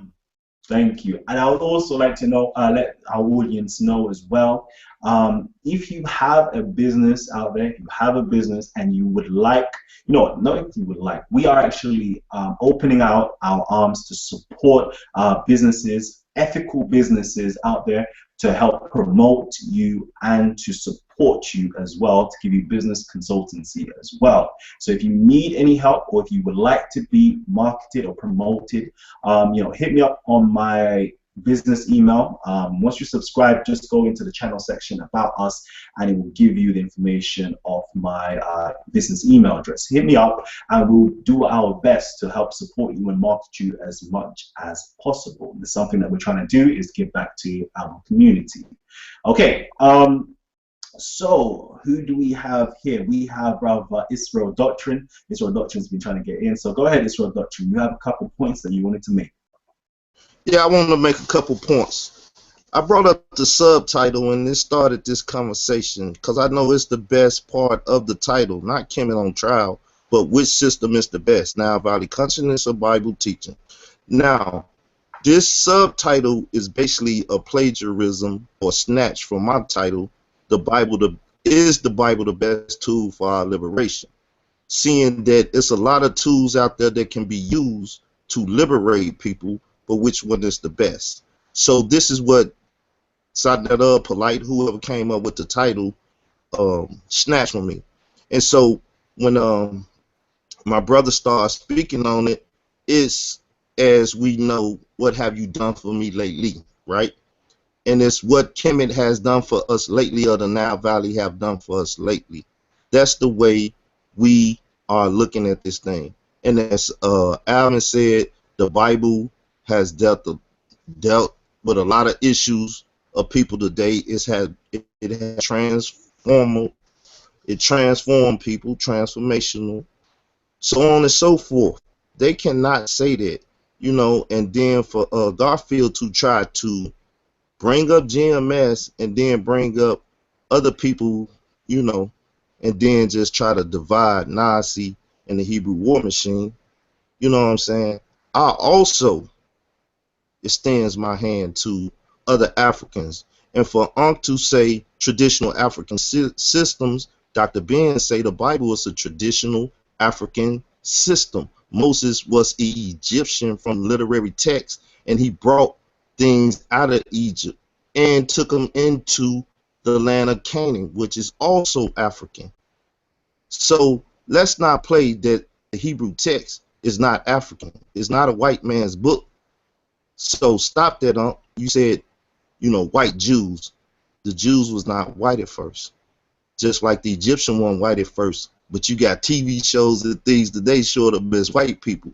So our stuff was whitewashed too. That's all I want to say. Okay. So with that said, let's move to the next portion. Thank you, Brother Israel Doctrine. Okay, I would just like to remind our audience as well out there that the Talk with the Titans family will be in Africa for the next 2 weeks. So we're going to apologize in advance, for any quality issues, or if we're unable to actually get any of the videos out in time. Okay, so we're apologizing in advance. We don't actually know about the connection level out there, so we're apologizing in advance. Okay, but next week we should definitely have ISUPK in the building. We're also going to have Dr. Ma'at in the studios this month. We're also going to have our brother Sankofa in as well. We've got a whole host of Titans that's going to be passing through the studios. We've got the red and blue pill that should be passing through the studios as well. Who else we got passing through the studios? Dr. Ali Muhammad is going to be coming back again. So if you want to stay up to date and in tune with the show, just hit that subscribe button. Once you join down, you see basically all the channel information. You'll see we got hashtag Talk with the Titans, and we have all of our past shows on there. We have Gorilla Hebrew, Dr. Ali Muhammad, Asar Hotep, Brother Israel Doctrine, Divine Prospect, Shakka Ahmose. The list goes on. Brother Brother Jonathan Owens. The list literally goes on and on and on. So if you want to stay up to date with the show, just hit the subscribe button, go down below and hit the Talk with the Titans shows. Also, if you love the trailers that we've been pushing out there, down as well on the playlist, you see the Talk with the Titans trailers. We were unable to play this week's Talk with the Titans trailer on air due to the fact that it holds a parental advisory sticker, meaning that there is a lot of explicit language within inside of there. Okay. So I'm going to just remind the audience that down below in the description box there is a criteria that we are going to use to judge these debates. So I would love for you lot just to download it. If I can share it real quickly with you lot on screen to see what it looks like, I will do. So I'm just going to urge you to download that criteria so you know how to effectively judge these debates. Okay. Yeah, real quickly, I'm going to invite as well. I'm going to be saying thank you. There's a lot of brothers that have been joining us via the YouTube. So if you want to be part of the show, join us via the YouTube and you can be part of the show as well. I apologize right now. Okay, so I'm going to share it real quickly to you. Start screen share. Okay. So basically we've got a sample judging criteria. As I've said before, we're going to judge this event based upon the contents, 10 marks, delivery, 10 marks, points offered, 5 marks, points taken, 5 marks, teamwork, 5 marks, timekeeping, 5 marks, and overall impression, 10 marks. A total of 15 marks that we can allocate to each debater and each team. Inside, it will give you the breakdown of how you should effectively give each member a point. So we've got up to 2 marks if the content was very weak or irrelevant. I'm going to skip a little bit. 3 to 5 marks if it was below average argument, very clumsily put together. 6 to 7 marks if the argument was very sound, it was relevant, it was reasonable. 8 to 9 marks if it was high quality argument, imaginative and coherent. 10 marks, a rare occurrence. Okay, and then we're going to go into delivery. Was the person hesitant, floundering? has little idea of what to say. That's 0 to 2 marks. 3 to 6 marks is varying degrees of weak to average delivery. 7 to 9 marks is a good quality performance in which the speaker only uses brief notes occasionally. 10 marks, again, a rare mark to give to achieve a perfect 10. Okay, so there's different ways that we can judge it, whether they're using teamwork, you know, where they good teamwork going on. So this is streaming right now. So if you wanted to pause it at any time to see how to effectively judge it, as well, timekeeping and overall impression. So these are the different ways or different point systems we can give each team. So if you want to pause it and scroll back up or scroll back down to see what has just been mentioned of how to effectively judge the debate, you know, that's the option for you that's there. Alternatively, you can just download it. Literally, just go to the bottom. I'm always leaving, you know, little things in the description box for our audience members out there. We're trying to raise the consciousness of our community. This show is literally here to do 3 things, facilitate 3 things. It's to inspire, it's to educate, and you know what? It's to inspire, it's to educate, and to have you thinking. I'm trying to provoke your thoughts, to have you thinking, so you can be the world changers to make a difference. To be honest with you, I can care less about the people who are in their 40s right now. This is really for the children. This is for, you know, the children growing up. This is for the teenagers. These are for the people under the age of 30, because you know what? These are the people that we're trying to leave our legacy to. These are the people we want to see a bright future. We've lived our lives, practically most of us. So we want to give back to the community, help them to make sure that they can have a successful, prosperous, and happy life. Okay. I'm going to open it up one last time to give our closing remarks from our guests, because we have to shut down the show. I've got a plane to catch in the next couple hours. I'll be sunning up in Africa, getting my melanin recharged. So I'm going to be saluting everybody, sending y'all pictures, sending y'all video clips, all sorts.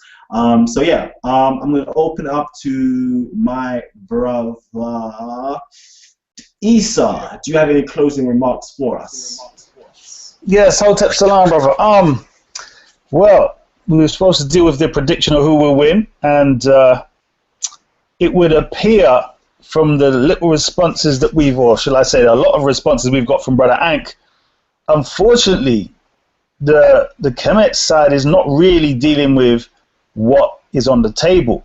As Brother Israel Doctrine continuously is telling us, that it's what you can do now for the community. I know Brother Ank held up a few books.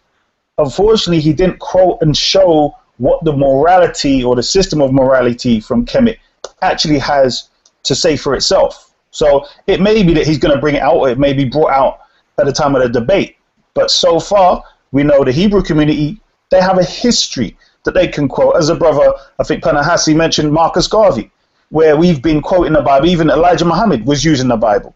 Do you get what I'm saying? So, you know, if that's the major part of the debate, if all you're going to talk about is the history of morals and, you know, morals came from us, it's not really going to be relevant when someone's challenging you today of what you and your science, your community are actually doing. You know what I mean? So, you know, this is where I think the Kemetan side really, I think, will fall down. Thank you for that. Wow. Okay, thank you, Brother Isa. You know, we've actually done a poll on the Facebook on who, the predictions of who will actually win this debate, Hebrew Israelites or the Kemet side. And it's quite even at the moment. So I wonder what's going to happen in the following few days, how the opinions will be changing as we go along. Hopefully, I'll be able to drop some more exclusive videos. As I said last week, I'm trying my very best to upload some exclusive videos. If you haven't checked out the brother Divine Prospect, you know, I'm not going to lie with you, that's talking as a title favorite at the moment, is our brother Divine Prospect. If you haven't checked out his new video, it's up, just check it out. It's called The African Archaeology, Where Are the Bodies? And I believe that was a direct rebuttal to our brother Ankhakek. But we're going to go in a little bit, you know, further when we go off air. So if you would like the link when we're continuing off air, just hit me up in the Facebook and I'll try to get that to you as well. Okay, so we're going to sign out right about now. I'm going to say look out for the February the 8th debate. If you haven't bought your ticket, please go online and buy that ticket. Ankhakek, I'm going to leave you with the last words and then I'm going to sign out right now. You know what I think? You know what I think? I am retarded, and I think I'm really losing my mind. Because last time I checked, Africa brought the morality code to the world, and no one can prove differently. So anytime you try to act in a moral fashion, that's African. Anytime you try to write down a governmental system of morality, that's African. So we've given our moral standard code to the world. And now for them to look back at us and spit at us and tell us that the Kemet community ain't did nothing, we're talking about the African community. Because last time I checked, the people in Kemet was in Africa and they were African people. So when we talk about morality, we're talking about African morality. Kemet is just a place. You know what I'm saying? One spot on the globe now. Let's get this established. So I've been singing the morality code. What have we built? It was the Africanness in Marcus Garvey that made him lead his people. It wasn't the Bible. So thank you. We're signing out right now. Talk with the Titans. This has been Kalam and you've been watching Talk with the Titans. Thank you very much. Peace.